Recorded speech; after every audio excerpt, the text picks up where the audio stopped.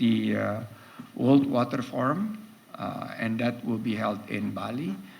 This will attract 60 to 100,000 participants, and few of the MICE sessions. In terms of sports tourism, other than MotoGP, we're attracting other international events such as MXGP, F1 Powerboat, and Aqua Bike in Lake Toba. In Borobudur, there are few events. This year we kick off with ASEAN Tourism Forum, but in the future we will hold more events in Borobudur area, and Vesak Day, we actually will host close to 300 to 400,000 participants of the largest Buddhist temple in the world, Borobudur, hosting the Vesak Day with some religious tourism related activities that is going to take place in Borobudur. In Mandalika, other than MotoGP, there will be MXGP and many other sports tourism, as well as sustainable tourism forum, not to mention Bali. And here in Labuan Bajo, this is massive. And Labuan Bajo is going to focus on quality and sustainability.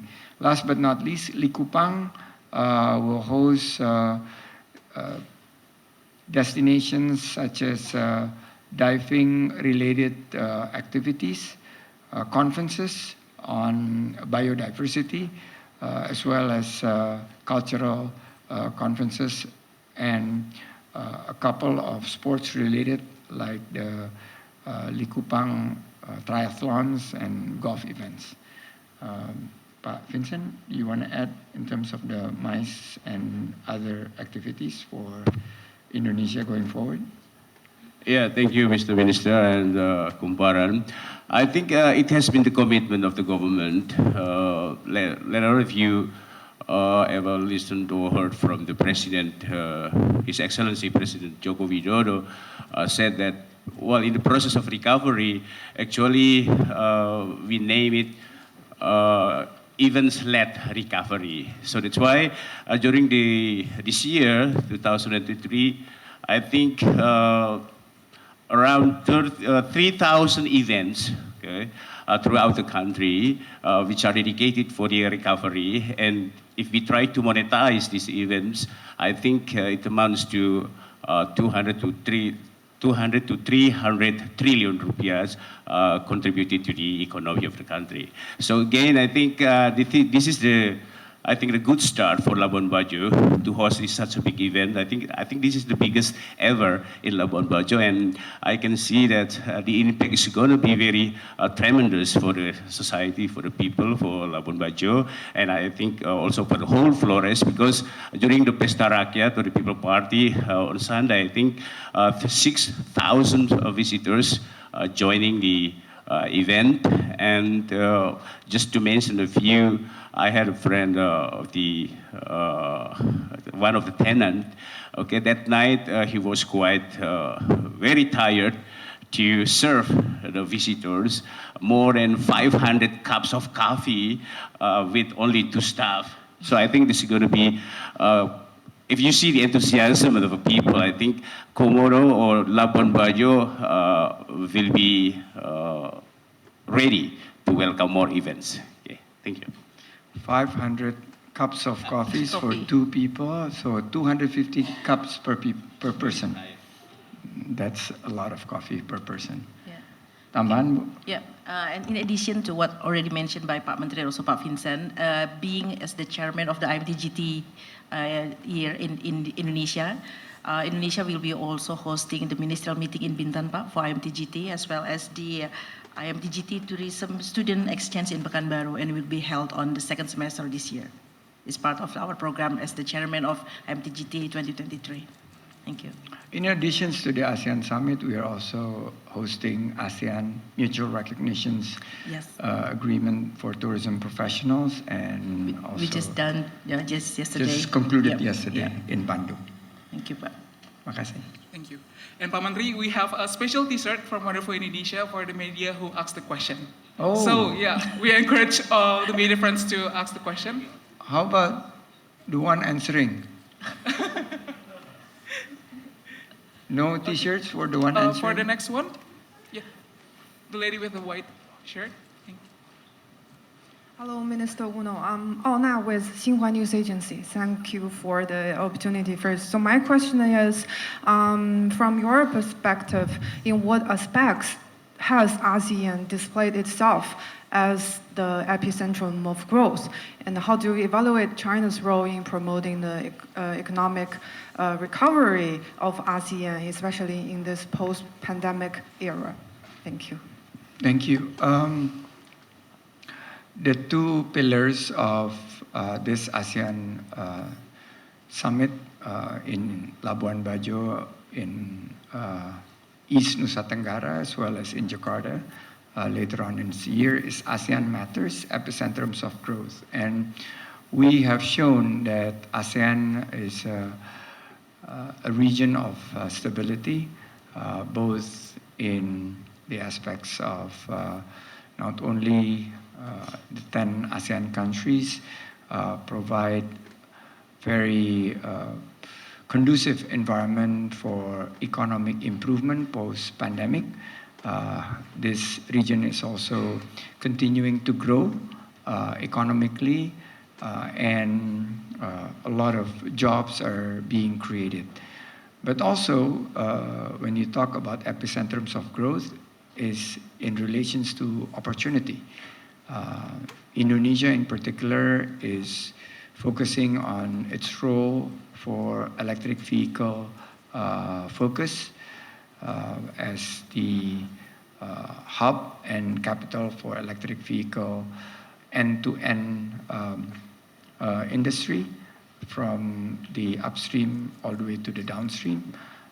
And we are looking at how ASEAN countries provide synergies as well as collaborations across the board. In relations of tourism, we are focusing on how we could increase connectivity. For instance, Labuan Bajo.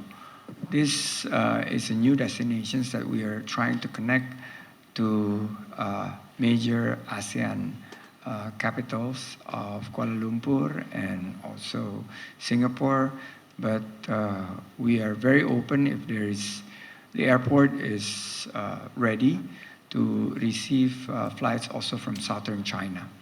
Now, China is the biggest trading partner and also biggest investment partners.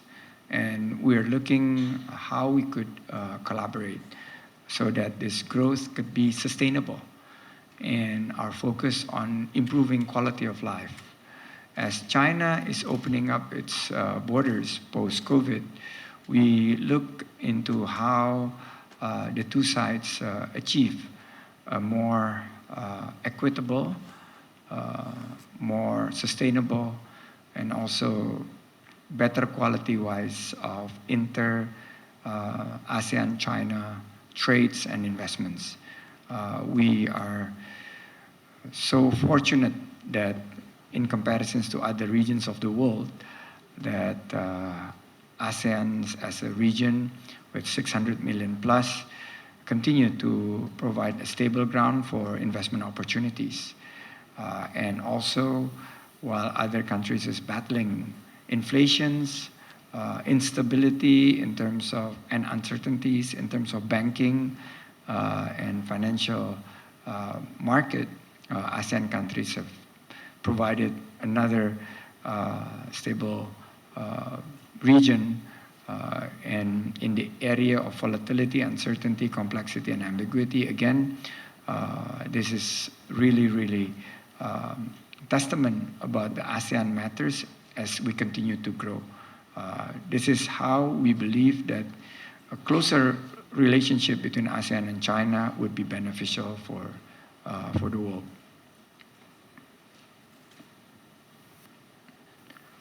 We still have T-shirt. one more question.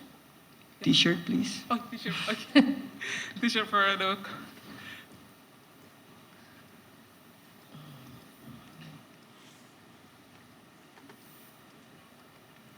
Nggak jadi dikasih. Oh sudah. You got the T-shirt? Oh, okay. Good afternoon, Pak Sandi. My name is Rebecca Napitupulu from DW News. So of course, we cannot deny how ASEAN Summit has bring a big impact towards the tourism in Labuan Bajo.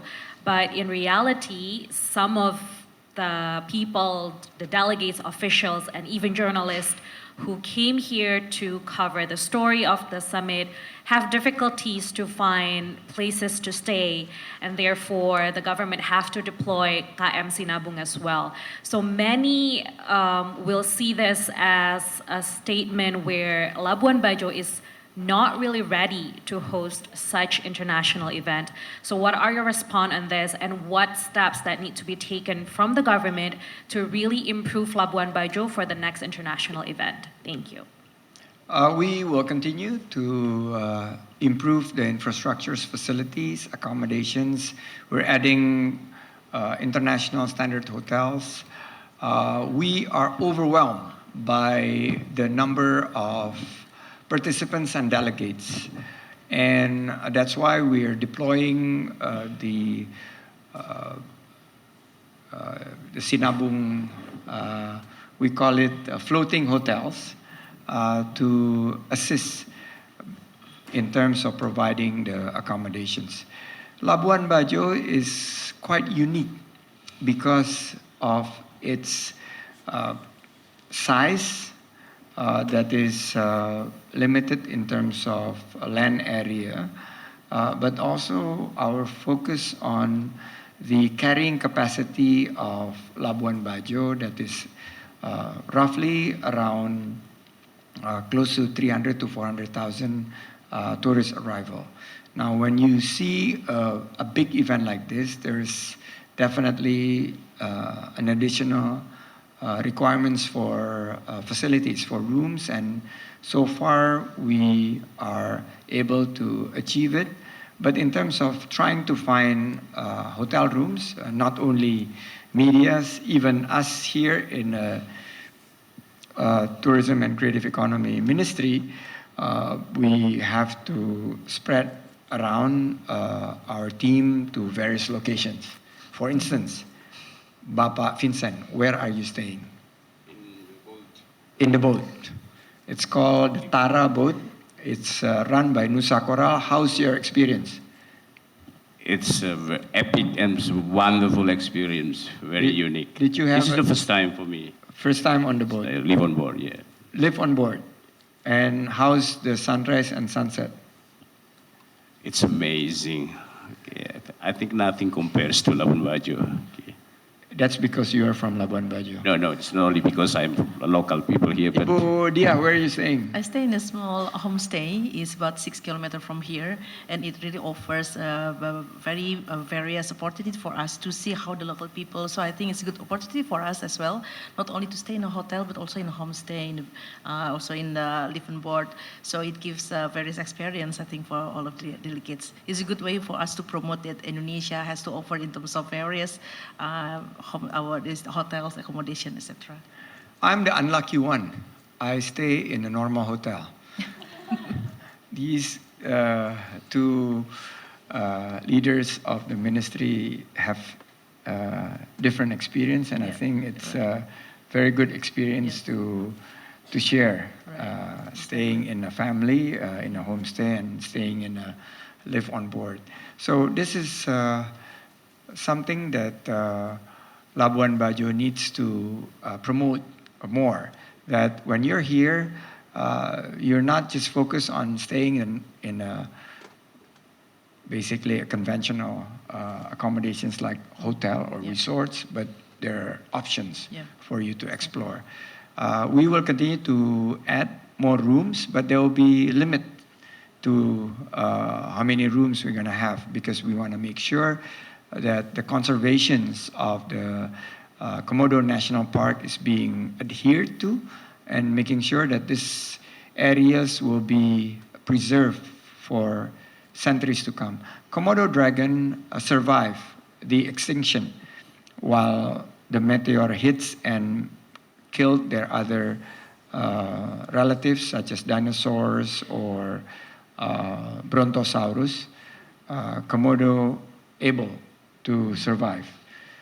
we need to make sure that they will continue to survive the next millions of years.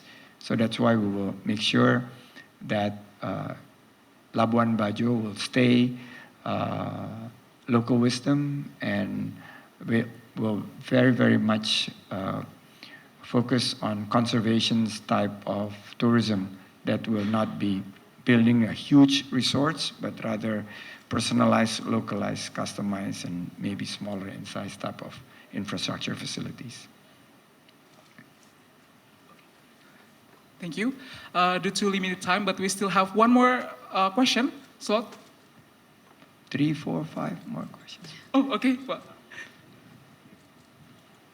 And there will be door stops after media stops. Selamat siang Pak Menteri, Selamat Ibu siang. dan Bapak. Saya Nisa dari cnnindonesia.com. Saya ingin bertanya terkait pengembangan wisata di Labuan Bajo. Bagaimana pemerintah memastikan bahwa ekonomi warga Labuan Bajo meningkat dan tidak tersingkir oleh pembangunan? Terus pertanyaan kedua, apakah pemerintah melibatkan masyarakat dalam pembangunan wisata ini? Terima kasih. Baik, mungkin yang paling tepat orang Labuan Bajo asli yang menjawab. Silakan Pak Vincent. Tapi kami pastikan bahwa Labuan Bajo ini akan dibangun dengan pendekatan konservasi dan edukasi, dan akan menjaga kelestarian seperti yang tadi saya sampaikan, lingkungan untuk bukan hanya puluhan ratusan tahun ke depan tapi jutaan tahun ke depan. Karena yang menjadi daya tarik utama di sini seperti tadi saya perlihatkan di survei adalah Komodo sendiri. Jadi kita mesti pastikan bahwa habitat mereka terjaga dan kelestarian lingkungannya kita proteksi dengan sebaik mungkin. Silakan tentang pelibatan masyarakat dalam pembangunan pariwisata di Labuan Bajo. Baik, terima kasih Mas Menteri dan juga rekan kita dari media tadi. Jadi kalau kita lihat dalam pengembangan pariwisata untuk Labuan Bajo khususnya dan Flores pada umumnya, kita harus akui bahwa ini Labuan Bajo ini sebenarnya sebagai hub. Okay, so Labuan Bajo will be the hub for all the development throughout Flores Island. And if you see the greatest or the biggest strength of Labuan Bajo is wisata alam atau wisata bahari. Okay. Nah ini yang menjadi tantangan bagi pemerintah sehingga mengapa saat ini kita coba kembangkan yang di darat. Okay. Karena dari berbagai keluhan atau curhatan dari industri selama ini banyak turis asing dari Bali ataupun juga dari Jakarta yang hanya menikmati di laut setelah melihat Taman Nasional Komodo, tetapi yang di darat ini yang betul-betul memprihatinkan karena mereka tidak menikmati kunjungan seperti itu. Oleh karena itu apa yang dilakukan oleh Kemenparekraf dalam 2 tahun terakhir ini kita coba mulai dari desa. Disinilah kita mulai untuk melibatkan masyarakat karena sebetulnya yang punya destinasi itu adalah mereka. Dan juga kalau kita lihat produk-produk yang dihasilkan baik ke kriya, fashion maupun juga kuliner itu adalah desa. Sehingga dalam 2 tahun terakhir ini kita coba identifikasi ada sekitar 90 desa wisata yang ada di Labuan Bajo yang notabene dalam tahap pengembangannya betul-betul masih dalam ada yang masih rintisan dan juga sebagian besar itu masih desa berkembang. Dan kemarin kita lihat dalam pesta rakyat kita coba libatkan paling tidak ada 8 atau 9 desa wisata dengan berbagai produk-produknya untuk ikut di dalam kegiatan pesta rakyat dan alhamdulillah puji Tuhan luar biasa testimoni dari mereka bahwa baru pertama kali mereka merasakan produk-produk mereka itu laris manis. Dan minta kepada pemerintah kalau bisa ada KTT yang lain juga di Labuan Bajo. Nah ini yang sulit bagi kami. Jadi oleh karena itu kita coba hadirkan berbagai event-event nanti di Labuan Bajo maupun di kabupaten-kabupaten lain di bawah koordinasi dengan Dinas Pariwisata Daerah maupun badan otorita yang ada di sini. Jadi kembali lagi kita sekarang fokus bagaimana pengembangan di darat. Sehingga mengapa Goa Batu Cermin, Liang Dara, juga Puncak Waringin kita betul-betul optimalkan sehingga ada variasi atau pengalaman-pengalaman tambahan bagi wisatawan tidak saja menikmati komodo dan juga diving atau snorkeling di Pink Beach maupun juga pantai lain, tetapi mereka juga bisa lihat atraksi-atraksi yang ada di darat. Jadi saya kira demikian penjelasannya. Ini saya baru dapat data, Hotel La Prima misalnya lebih dari 88% SDM-nya itu dari SDM Flores daratan dan di atas 50% dari Labuan Bajo.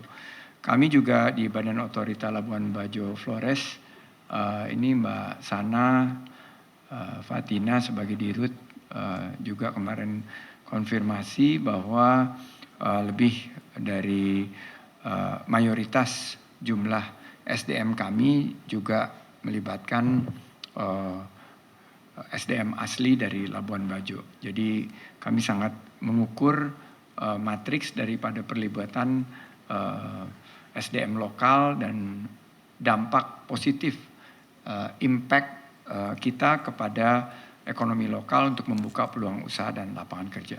Tadi malam juga saya bersama dengan UMKM binaan Kemenparekraf mendata beberapa peningkatan dari omset kepada para pelaku ekonomi kreatif dan pariwisata lokal yang rata-rata naiknya di atas 80%. Jadi itu dampak kita terhadap ekonomi lokal dan mudah-mudahan bisa akan semakin mensejahterakan masyarakat di Labuan Bajo dan Flores serta NTT. Terima kasih. Thank you Pak Sandi, Pak Vincent and Budia. Okay, Ada satu lagi. one more question. Hello, selamat siang. I'm Jason from China's Xinhua News Agency. As you have mentioned earlier, China and ASEAN and Indonesia, the relations is really important. So recently there's a case where 2 Chinese tourists died in Bali. I don't know if you are aware of this, and it's a really high-profile case in China. So as I know, many of my friends have canceled their plans to visit Indonesia in near future. So my question is, if you know about the case, what's the impact of the case, and how can Indonesia and ASEAN together make it a safer place for international tourists? Thank you. Thank you. First of all, on behalf of the Ministry of Tourism and Creative Economy, we are deeply saddened. We are very much giving the empathy and sympathy for the victims as well as the families. It is very unfortunate that the Chinese tourists receive such tragedy. Now, the police are looking into the matters and investigating, and we are making this as our top priority to follow up on the case and making sure that this is we will get every single informations, and the investigations will yield to several answers.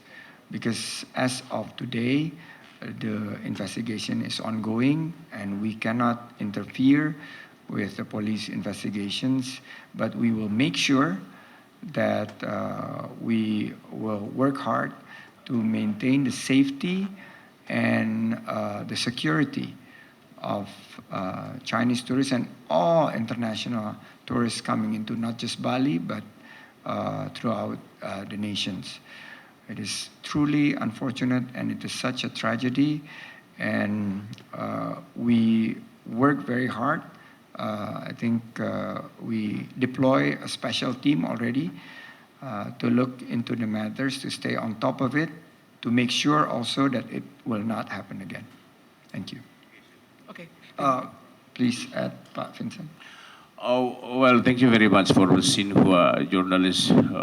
First of all, okay, we express our deeply condolences to the victims. But one thing for sure that we have a very close contact and communication relationship with your Consul General, Mr. Singlong in Denpasar. And just 2 or 3 days before the incident, I had a meeting with your Consul General in Denpasar, and we talk a lot about how we try to make sure that the safety and also the convenience of Chinese tourists coming to Indonesia, especially in Bali. And we also try to provide the white list of the travel agents in Bali to the Chinese government to put it on the website, official website, to make sure that those tourists coming to Bali, they come to the right and legal agent. Okay? And I also try to contact our expert and also special staff to the Minister, General Krishnandi, about the incidents, and he has a closely coordination with the couple in Bali to find out. So I think we are still waiting for the further investigation of the police. Thank you.